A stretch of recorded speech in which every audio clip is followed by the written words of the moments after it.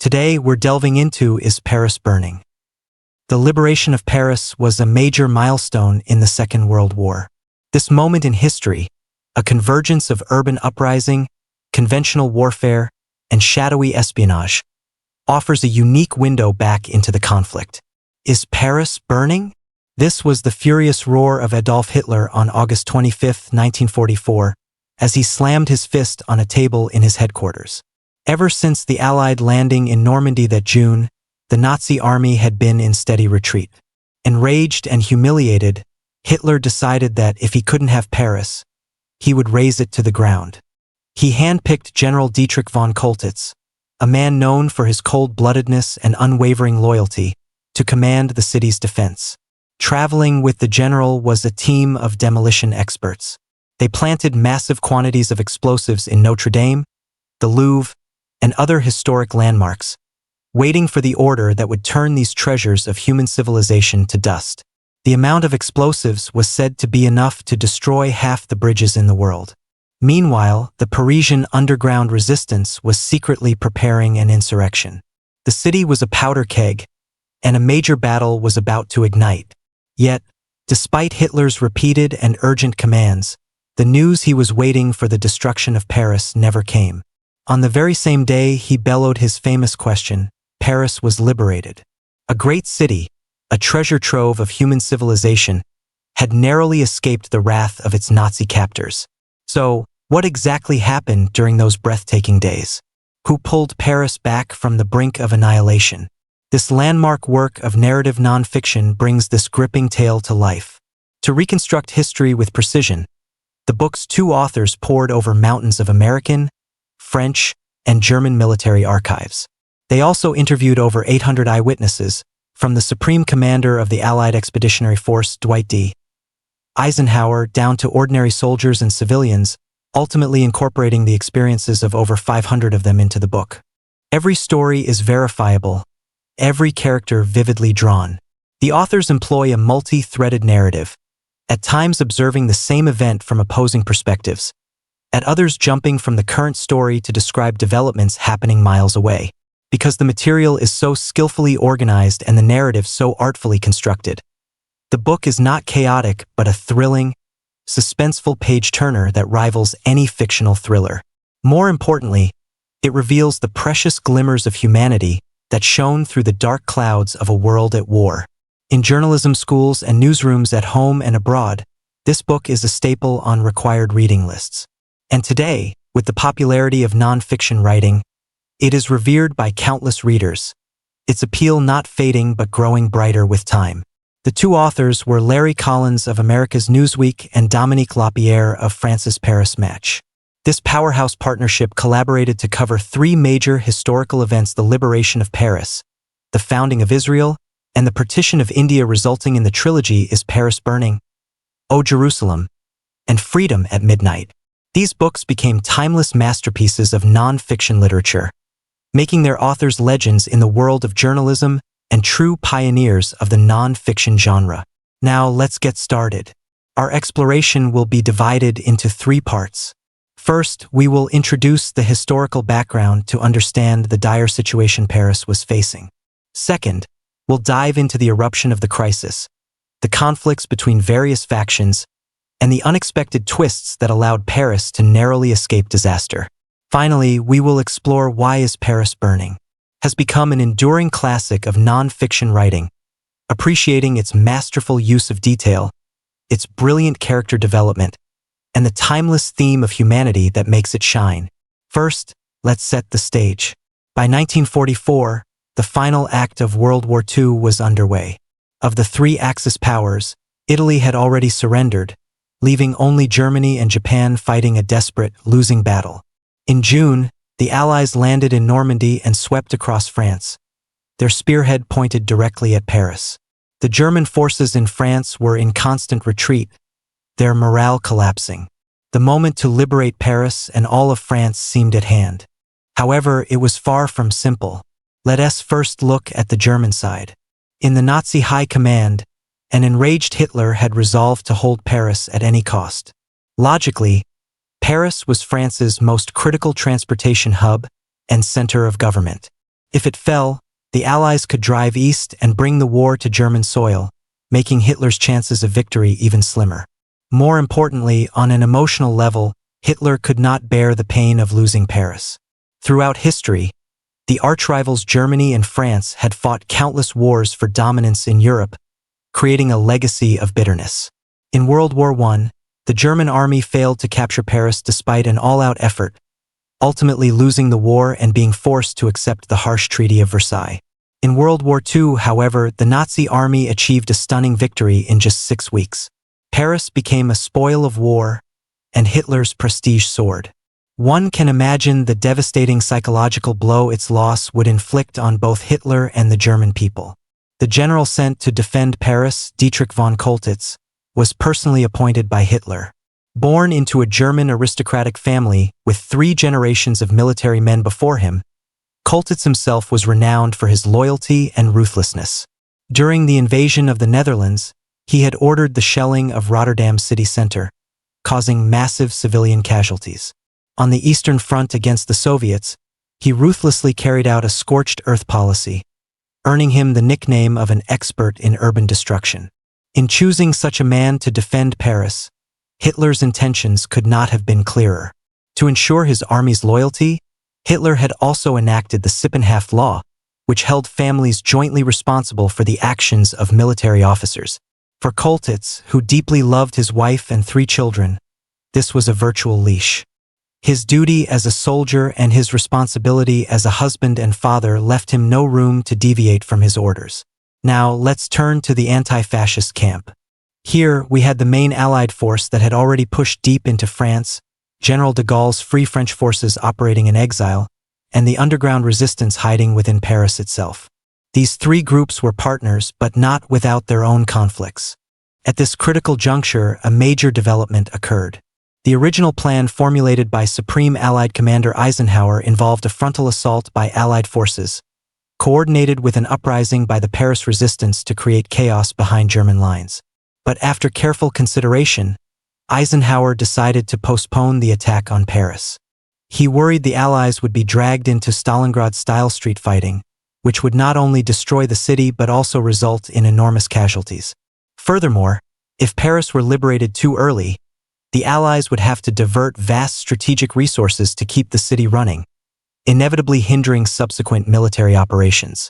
Allied headquarters relayed this decision to the Paris resistance through intelligence channels, ordering them to call off their plans to avoid tipping their hand and provoking German retaliation.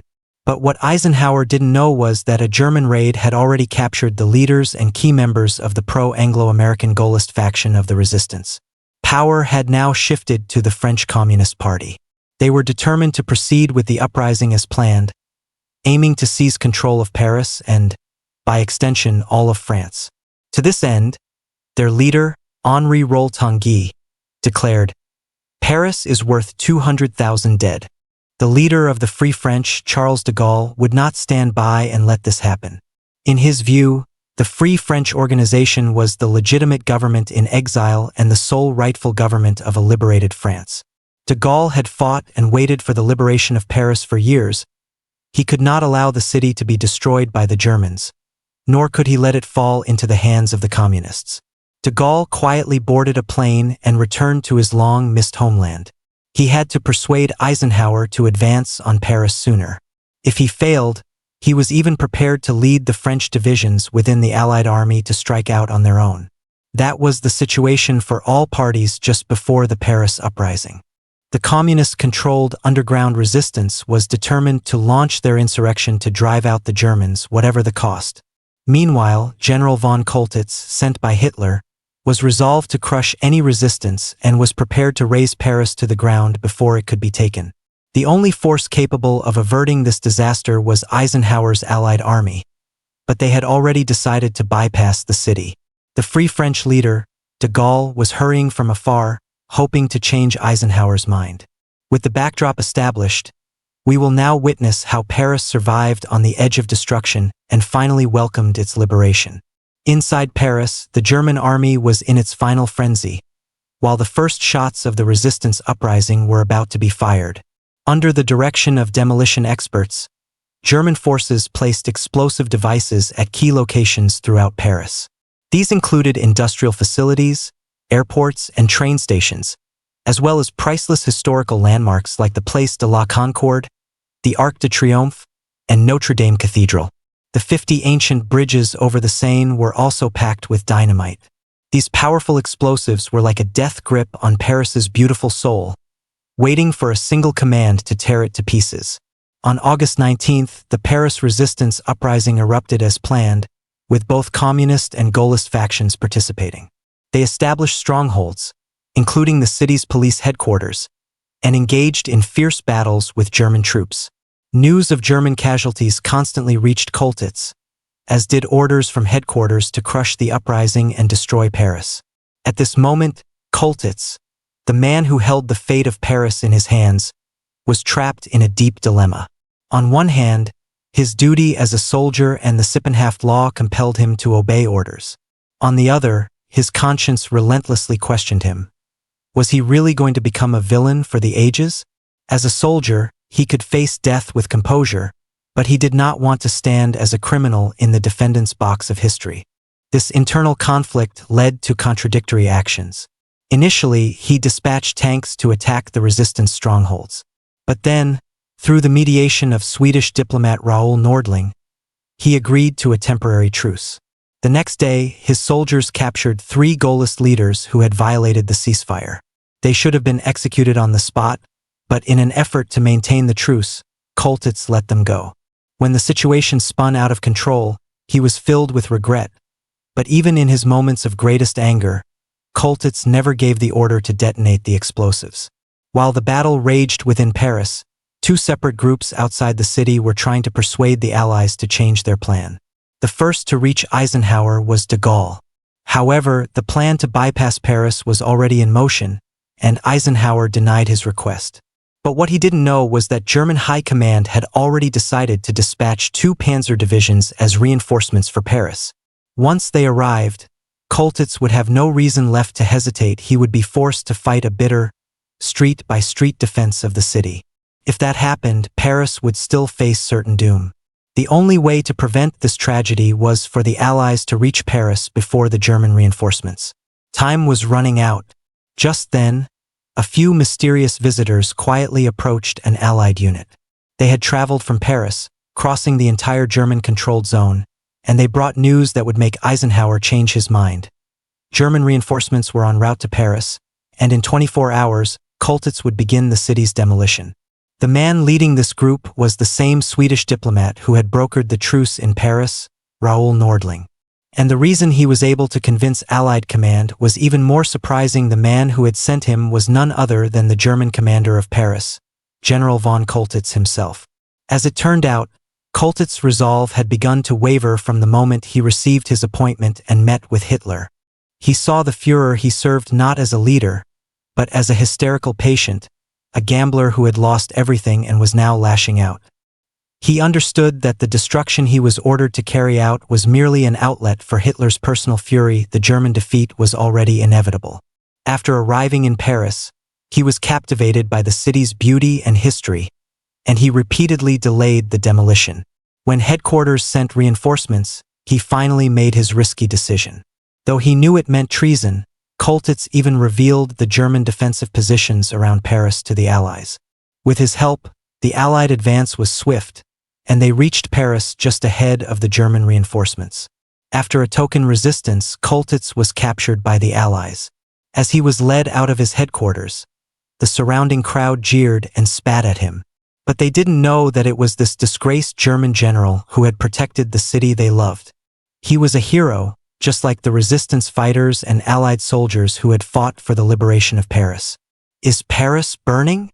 By the time Hitler asked this question again and again, Paris had already been liberated. That day was August 25, 1944. The tricolor once again flew from the top of the Eiffel Tower. The priceless historic buildings and vital city infrastructure were all intact. The sounds of gunfire fell silent, replaced by waves of celebration that filled the entire city. This is the second half of the book's story, a miracle of survival and liberation. Resistance groups from different factions launched a reckless yet heroic uprising for the freedom of Paris. And the German commander, General von Choltitz, choosing between duty and conscience, ultimately decided he would not be the man who destroyed Paris for history. Paris, the heart of France and a pearl of human civilization, was saved.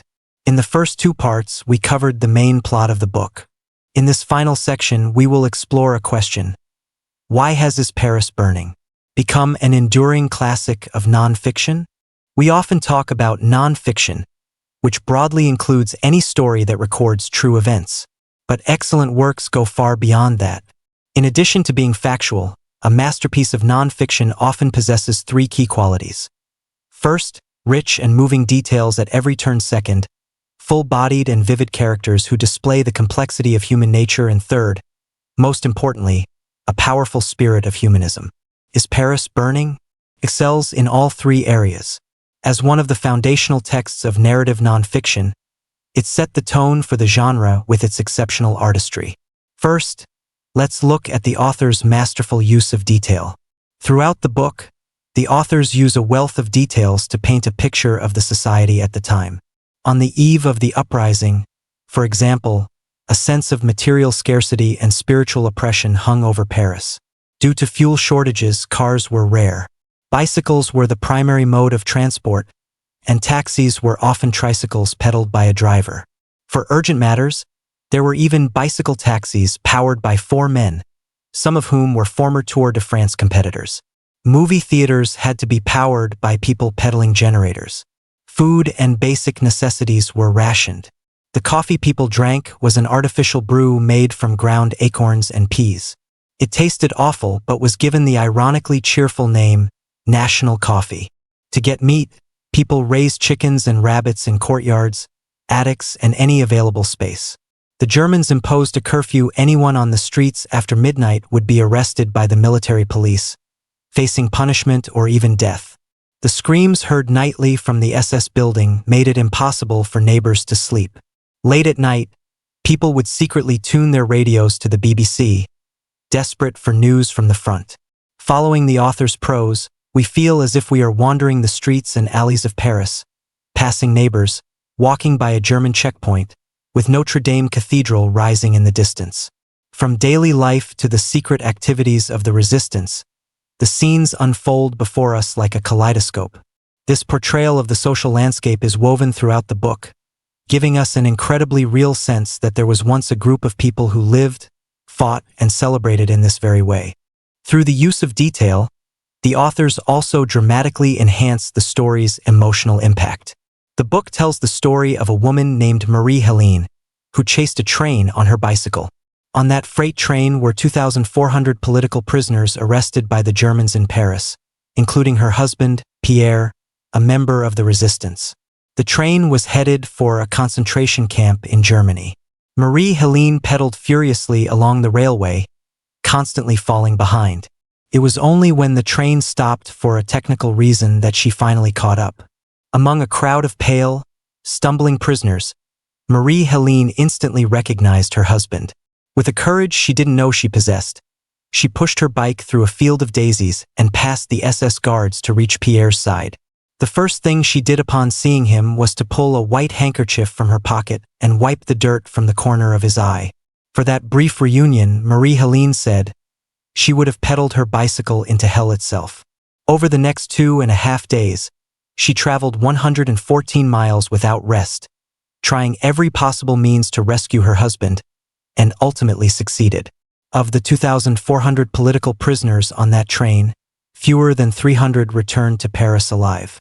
Love created a miracle here, but the most moving moment is that simple gesture of Marie-Helene pulling out her white handkerchief. Next, let's appreciate how the authors shape full, vivid characters amidst the dramatic story. The book mentions over 500 individuals. Some, like Choltitz and de Gaulle, are main characters. Others, like the Swedish diplomat Nordling, play supporting roles, and many more appear only once or twice. Regardless of their prominence, the authors manage to sketch a person's character with incredible skill in limited space, revealing the complexity and many facets of human nature. Take Pierre Taitinger, the mayor of Paris during the German occupation. By definition, he was a collaborator. But as the liberation of Paris neared, his concern for the city's fate outweighed his concern for his own. The book describes him on the balcony of Coltetz's office, speaking from the heart to the German commander. "You can destroy Paris, but you can also save it. Isn't there a certain honor in preserving it as a gift to humanity?" Tatinger's words played a significant role in Coltetz's final change of heart. From this description, we feel the character's complexity. He was a collaborator, but he was also Paris's defender. Even minor characters who appear briefly are flesh and blood.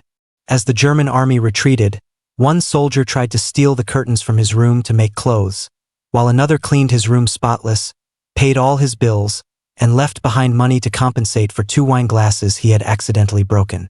Even among German soldiers, there were gentlemen and scoundrels. The authors show us the different faces hiding behind a single uniform, a single identity. A work of non-fiction that possesses such rich detail and 3-dimensional characters is already more than halfway to success. But the journey from success to greatness often crosses into the spiritual dimension. The survival of Paris was both a practical and a symbolic issue.